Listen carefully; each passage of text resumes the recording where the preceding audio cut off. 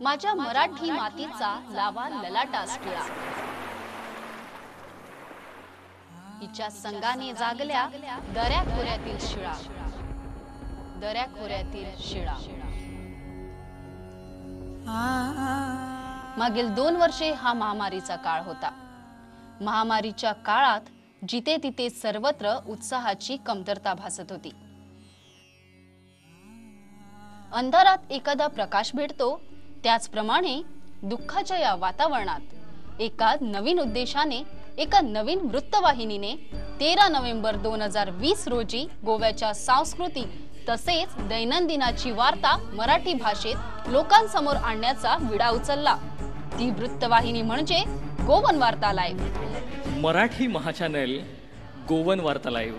नातं गोव्याचं, देणं मराठीचं। कितीतरी लेखक साहित्यिक कितीतरी होऊन गेले की ज्याने गोव्याची ओळख ही जागतिक पातळीवरती करून दिली। मी देश पातळीवरती म्हणत नाही। दिवाळीच्या पावन मुहूर्तावर गोव्यातील पहिल्या मराठी महाचॅनलचा जन्म झाला। गोयकार हा कोकणी बोलणारा, मराठी वाचणारा आणि इंग्रजी लिहिणारा अशी गोयकरांची ओळख आहे।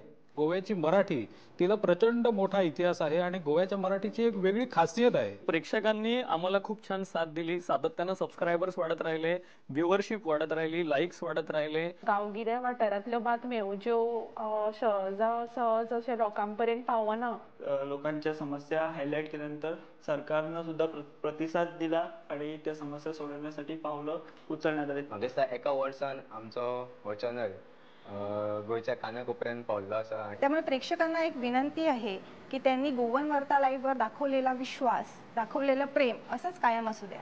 जो stories main stream media cover करना, ज्या मेन स्ट्रीम मिडियान ज्यो स्टोरी कवर जायना तांकां एक वेगळो आवाज दिवपाचो हो चॅनल प्रयत्न करता।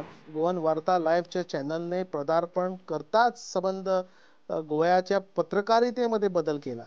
स्पष्ट, प्रखर आणि ज्वलंत विषय हाताळले आणि मुख्य त्यांचे राजकीय विश्लेषण मला तर अतिशय भावतात। आतापर्यंत या एका वर्षाच्या वाटचालीत तुमचे आशीर्वाद, तुमचा पाठिंबा, तुमचं प्रोत्साहन हेच आमचं बळ आहे आणि अशाच पद्धतीनं भावी वाटचालीत तुमचे आशीर्वाद आणि तुमचं प्रोत्साहन आम्हाला मिळेल आणि या आशीर्वादावरती आणि या प्रोत्साहनाच्या बळावरतीच तुम्हाला न्याय देण्याचं काम, तुमचा आवाज बनण्याचं काम हे गोवन वार्ता लाईव्ह करणार आहे आणि त्यासाठी तुमच्या सगळ्यांचे शुभेच्छा, तुमच्या सगळ्यांचे आशीर्वाद आम्हाला अपेक्षित आहेत। धन्यवाद।